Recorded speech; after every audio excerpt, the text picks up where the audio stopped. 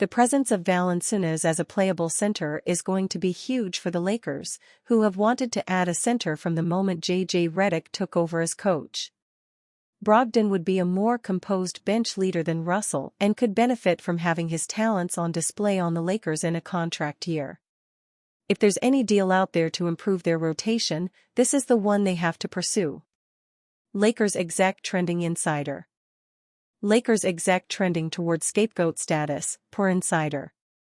The Lakers' first quarter of the season has come with mixed results. They are currently 16-12 and 6th in the Western Conference, riding a 3-game win streak after several ugly losses.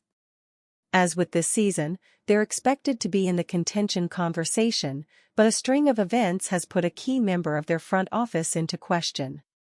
Lakers exec trending toward scapegoat status, per insider.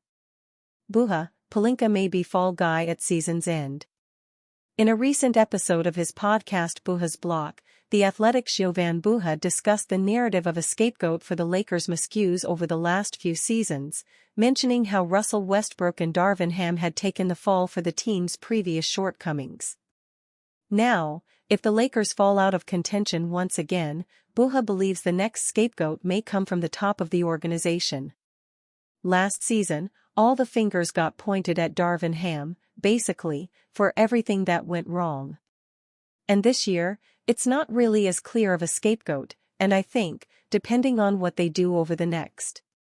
I think it is going to be, Rob, Pelinka, that's the way this is trending.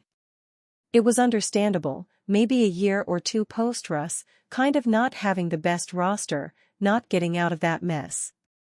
But, it's taken several years now.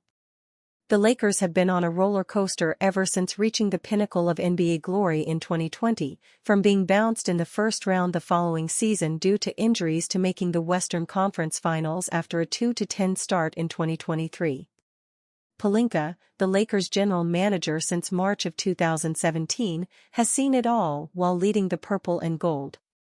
Fans did not expect the Lakers' title luck to run out after 2020, which is part of why the years since have been disappointing for many.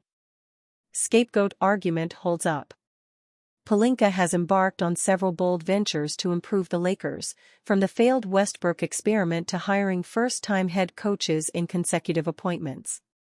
He seemingly believed all of these avenues would lead to sustained Laker excellence, but so far, that has not been the case. Former Lakers have expressed time and again that, if the 2019-20 team stuck together, fans would see more than 17 banners hanging from Crypto.com Arena. And to an extent, they're correct. Pelinka's roster construction has come under fire for that reason, among others. Since 2020, he has been unable to assemble a solid supporting cast around LeBron James and Anthony Davis, let alone one that can legitimately contend in a crowded Western Conference. His choices have also led to the Lakers losing young players and watching them flourish on other teams, e.g. letting Alex Caruso walk in free agency or waiving former two-way players Scottie Pippen Jr. and Jay Huff, who are now thriving with the Grizzlies. And where rival teams appear to be moving the needle with trades, the Lakers have stayed pat, with Pelinka claiming, "You can't buy a house that's not for sale," among other sayings. The agent-turned-exec has had many chances to prove himself in the driver's seat of the Lakers' decisions. Aside from the 2020 championship, he has fallen short in several respects, making this season arguably the most important one of his GM career.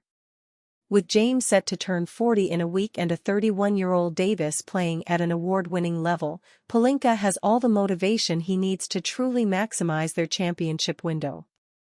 Even with some players proving to be pivotal pieces under Redick, there's always room for improvement, which Pelinka and the Lakers brass must capitalize on in the coming months. The Lakers staying dormant at this year's deadline may be costly for them, but particularly Pelinka, whose actions, and, at times, lack thereof, have put him into these conversations in the first place. As he goes through his 8th year as LA's GM, Pelinka must prove he can steer the Lakers towards the league's biggest stage once again, especially if he doesn't want this season to, potentially, be his last.